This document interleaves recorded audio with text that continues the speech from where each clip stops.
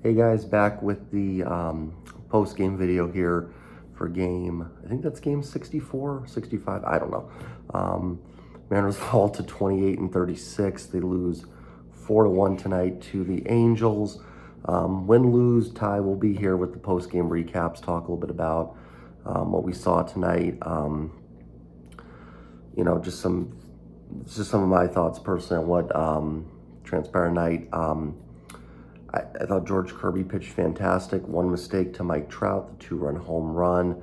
I think Mike Trout is on home run number 50 against the Mariners, it seems like. It's going to happen. Mike Trout's phenomenal. Shohei Ohtani was outstanding tonight for the Angels, 6 shutout innings. Mariners got to the bullpen a little bit in the 8th with Dylan Moore got hit by the pitch, J.P. Crawford with the double, but just not enough. And then Trout, another home run in the 7th off of Romo. So, this would fall into the category, I think, of one of those games that if the Mariners were 35-28 coming in, I wouldn't have too much of an issue losing this game. Shohei Ohtani's fantastic pitcher. I didn't think... I thought he struggled a little bit in the first couple innings. Mariners put a couple guys on. I thought they had some good at-bats early on. Actually had a couple runners in scoring position in the first inning and made him work a little bit in the second, but then he just kind of cruised the rest of the way. But, where the Mariners are in the standings, it's another winnable game, and it was a winnable game. Kirby was fantastic, left with it 2-0. Mariners did put some runners on against Ohtani. Unfortunately, give up the second 2-run home run to Trout, and the offense again just can't put together, really anything, a consistent battle. And when you're 28-35 coming into the game, no one expects them to go, 94-0 the rest of the way, but eventually you do have to win some of these games. You're going to have to beat a Justin Verlander, a Shohei Ohtani,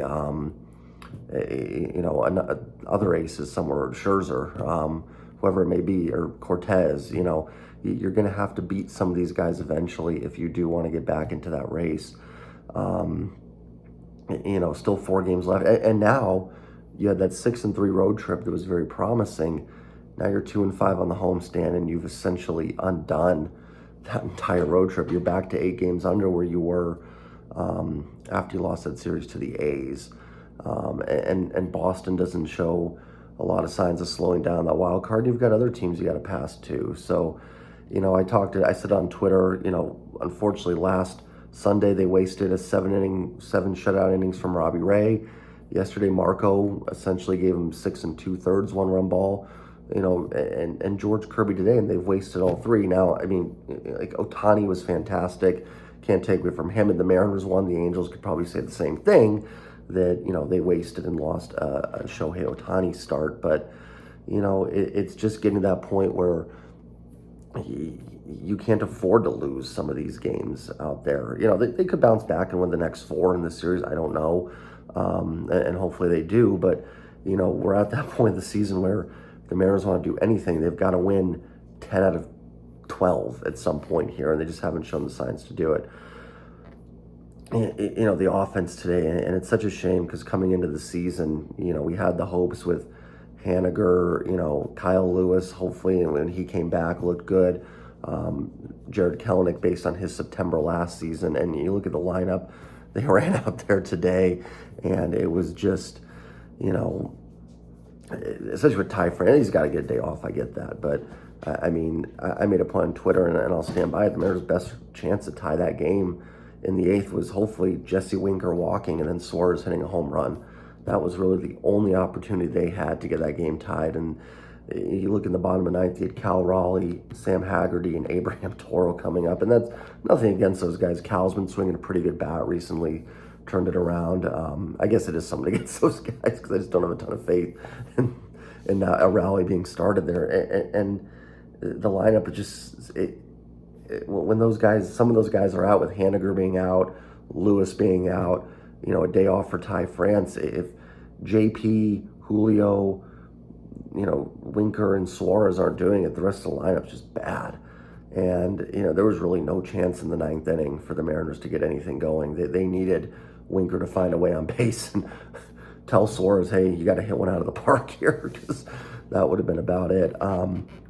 There was a couple points I thought where, you know, it is a game of inches. Trout's home run, the first one, didn't clear by a whole heck of a lot.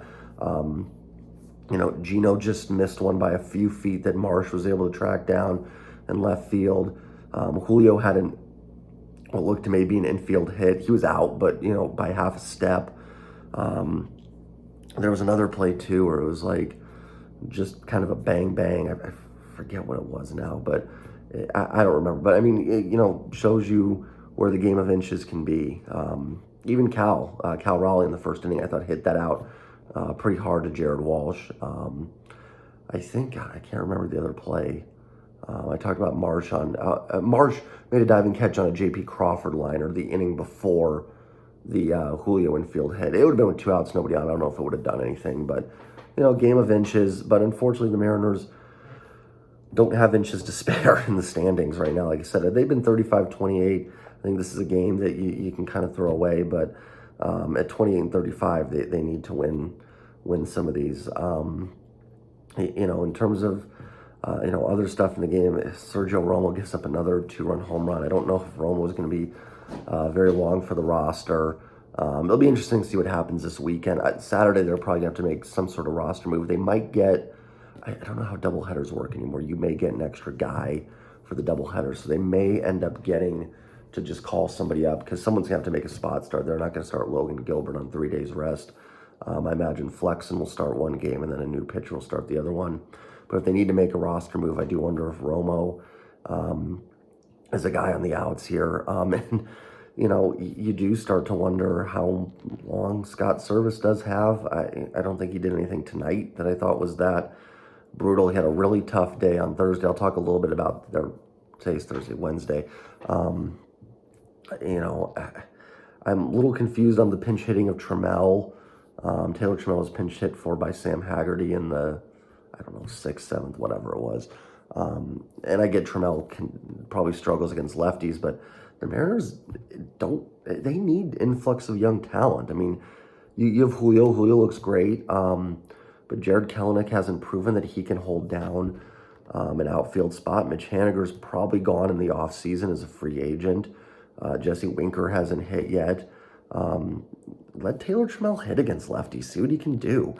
The problem is the Mariners are kind of stuck in this limbo a little bit right now where they're trying to win games versus player development. Whereas last year, you probably just say, hey, let Trammell hit against the lefties, see what happens. But, Scott's probably fighting for his job right now. So he's trying to maximize it. And you might be better off with Haggerty against the lefty than Trammell.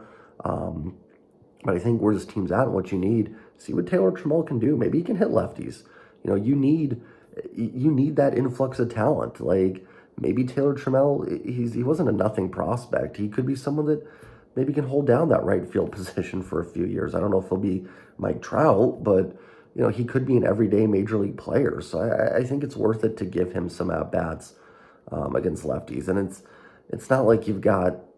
It's not like Julio's on the bench and you're pinch hitting. I mean, it's Sam Haggerty, it's Abe Toro.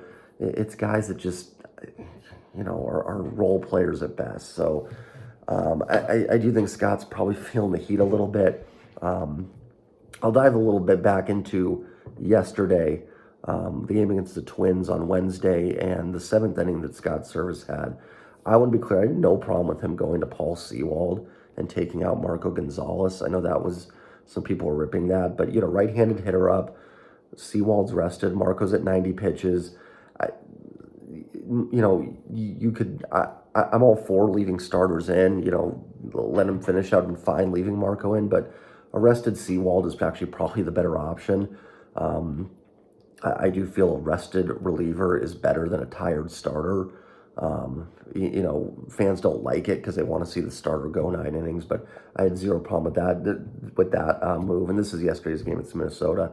Bottom of the 7th, the bunt with, I think Suarez singled, Winker walked. Then he had Dylan Moore bunt. Moore popped it up, so the runners didn't even move over. That move, really just, to me, that was one of the worst moves Scott's made as manager here. I didn't understand that at all. Listen, if Ty France or J.P. Crawford is on deck behind Moore, I get it a little bit, but you had Luis Torrens on deck, and then follow that with Trammell or Toro. You're not maximizing your opportunity there. You got a runner at second, nobody out. And Dylan Moore's not a bad hitter. He walks a decent amount. He can strike out. He's got a little pop. But you know what? If he strikes out there, so what? At least he gave him 3 pitches. He gave him a shot to get the run in. And Joe Smith, the pitcher at the time, had just walked Jesse Winker. So first pitch bunt pop-up plays right into his hand. I mean, he was struggling to throw strikes, and he just let him off the hook. So that bunt was a bad decision. And you're setting up second and third for Luis Torrens. It's just not, again, if it's Ty France, I could probably go, I get it. But you're setting it up for Torrens just doesn't make a lot of sense. And then pinch hitting Toro for Trammell, very much like I said today with Haggerty, it's probably in a vacuum not the worst decision ever. Trammell, and in fairness, Scott, Trammell probably isn't going to hit lefties very good. I don't expect him to, but my point is more just give him the chance. He's a young player with some upside. Like, let him fail and see what happens. It might be worth a shot. And I'd have no problem with Dylan Moore pinch hitting for Trammell there. I would have had no problem with Cal Raleigh even pinch hitting for Trammell, but the Abe Toro obsession just kind of continues for this team. But, unfortunately, with all the injuries, and this is why a lot of people hammered them needing to make more moves in the offseason, because as soon as you lost one guy, Abe Toro does have to play every day. Look at today's lineup. Toro was in there. Who else was going to play? Ty France deserves a day off. Like, you can't play 162, and you've got 5 games in 4 days here, so Ty gets the day off. I mean, Toro's got to start. You could put Haggerty in there, I guess, but I think if we're going to be having debates about Abe Toro and Sam Haggerty, we're already splitting hairs so much at that point that really shouldn't have to be the debate the Mariners are having. Like, that's, we're scraping the bottom of the barrel if that is our debate on who should be playing and who shouldn't. It's just frustrating. It seems like kind of every night this is just the pattern for this team, and kind of waiting for them to break out of it. I thought they did on that road trip. Was excited for this homestand. Thought they'd come home and play some good ball, and they've been a little unlucky. They lost a couple tough games to Boston. There's probably a couple things could have gone their way yesterday against Minnesota. Maybe that they win the game. Monday was a close one against Minnesota. All the games they won last year, they're just not winning them this year. It's unexpected. They were a 90-win team last year with a negative 50 run differential. Truthfully, this year's team probably is better than last year's team. I think they're sitting at a negative, I want to say 17, 18 run differential right now. And that's probably about their true talent level right now. That's about what they look like to me. I don't know where that puts them Pythagorean win-loss wise with that current run differential, but I think that's about the team you're getting. They weren't going to win all the one-run games again. They actually haven't even been that bad in one-run games. I think they're about 500, and I think they're about 500 this year, and that's what you'd expect most teams to be in one-run games. Obviously, some teams are going to be a little better than others, but I think that's about what this team should be right now. So yeah, they do lose today 4-1. Like I said, it's a game that if they were 10 games over 500, this video would probably been 20 seconds. But yeah, Ohtani was good. Kirby was good. It happens. They lost the game. But unfortunately, every loss just matters at this point. Boston did lose today. But, I talk about it, with friends of mine. I've said on Twitter, unless you're 500, can you really even look at the standings for the playoffs? I mean, you're not going to get in under 500. Now, there is an extra wild card this year, so, maybe you can be a little bit closer to 500 and get in, but they're 8 games under 500, and until they get back to 500, I just don't think it's even worth it to talk about the playoffs right now. So I think they're 5 back of Boston. They need to take care of business and win games. We can look at standings all we want, but until this team wins its games, it's just not going to matter. It's not. And not doom and gloom. There's 4 games left in this series. They could win the next 4, and we'll all probably be pretty happy with where they are. But, they just not in a position to throw away games at this point in the season. They are, 7, 8 now, 8 games under that they've got to find a way to win some of these. So tomorrow night, I know Robbie Ray goes for the Mariners. Hopefully he can build off that start on Sunday. I know he threw that two-seamer a lot more than just the fastball slider. So hopefully he can build off that and have a good start tomorrow. I'm not sure who goes for the Angels. I haven't looked at it. I haven't looked at the probables yet. And then, just another game like, the good news is I thought, I'll try to end most of these videos on a positive note. I thought George Kirby was fantastic. One pitch to Mike Trout, and Mike Trout, I think, I said on Twitter, I think his WRC plus against the Mariners got to be like 5,000. He's tremendous, but he certainly has worn out the Mariners, I feel like, more than anybody else. But he's going to get you. I mean, there's just, nothing you can do about that. Mike Trout is phenomenal. Ohtani is phenomenal. And those are the two guys that beat the Mariners tonight. Very similar to when, I remember when Felix Hernandez would shut down the Yankees. And Yankee fans were like, oh my gosh, how do we lose to the Mariners? Like, Felix is really good. And when you have an ace like that, your team doesn't need to be all that great behind him. I mean, you say if you get Felix 2 runs, you're probably in pretty good shape. And the Angels have that kind of ace in Shohei Ohtani, and to add to it, they've got Mike Trout. So they're going to win a lot of games like that. That doesn't mean they're going to be great because the rest of the roster has some holes. But when you get Ohtani on the mound and Trout hitting 2 home runs, you're going to win some baseball games. So George Kirby actually had, I think, double the swing and misses on his pitches that Shohei Ohtani had. And I think Kirby had 16 and Ohtani had 8. So in some ways, Kirby actually pitched a little bit better. But the Angels have Mike Trout, and unfortunately, the Mariners are running out not Mike Trout. So, that led to, unfortunately, the difference in the ballgame. I thought Kirby was really good. I did think the Mariners put up some good at-bats early in the game against Ohtani, especially in that first inning. They battled, but other than that, Ryan Borucki, who came over in the trade for Toronto, has been a nice addition to the bullpen. He's pitched pretty well. He's gotten lefties out. He seems to be a good addition. Good inning for Matt Festa in the 9th. That slider continues to be a real weapon for him. Glad to see his ERA going down, more in line with what his peripherals suggest they should be. Sergio Romo, I don't know how much longer he has in the roster. I hate that. I love Romo. Really cool guy. Seems like a really cool guy. 3-time world champion. Ton of respect for everything he's done. Maybe they find kind of one of those phantom injuries and he goes on the IL and sticks in the clubhouse. We'll see, but I don't think he's going to be too long for the roster at this point. It's just not happening. And you've got Matt Brash, who's looked really good down in Tacoma. As far as other guys in Tacoma, Justin Upton's down there. He hasn't been hitting real well. At this point, I think I'd probably bring him up and just let him DH, because Kyle Lewis just not recovering, doesn't seem to be recovering very well from the concussion. He's going to have to go out on a rehab assignment regardless at this point. I don't know when Mitch Haniger's coming back. Certainly not till after the All-Star break, I would think, and even Lewis at this point. And you're trotting out DH. Toro's been your primary DH, or they're putting Toro at third and Suarez DHing. I just bring up Upton, let him DH. I don't think Justin Upton's going to save anything for the Mariners or even be that great, but I have to imagine he's probably going to hit a little bit better than Toro. At this point, I think I would do that. I don't think you have much to lose, and it's not like he's blocking anybody. It's not like Upton's blocking a young guy getting playing time. He can still play Trammell out there in right field. Platoon him with Dylan Moore, I'm fine with that.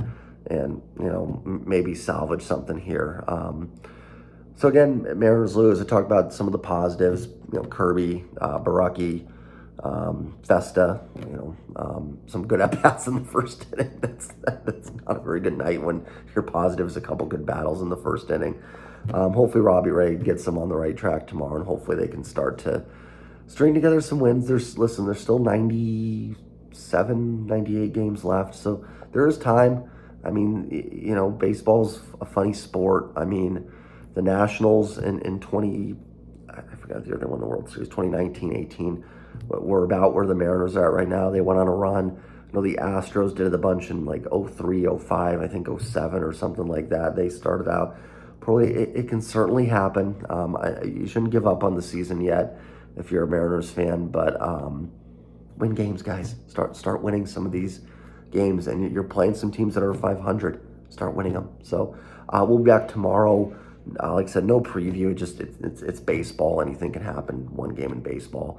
Hopefully, be back tomorrow night with a post game. Might be tough. I've got some things going on, and I will say, as I've gotten older, I really like the East Coast starts. I should move to Hawaii just to get Mariners games at 4 or 5 o'clock, because boy, these games starting at 7, and then having to go to work in the morning and do this, it's certainly not easy. So I do like when the Mariners are out on the East Coast a little bit better. So try to get a post game video tomorrow, and hopefully we'll talk about a Mariners W.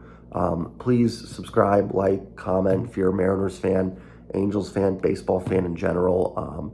Always down to talk any team. So, all right, go Ebs, and hopefully they get a W tomorrow.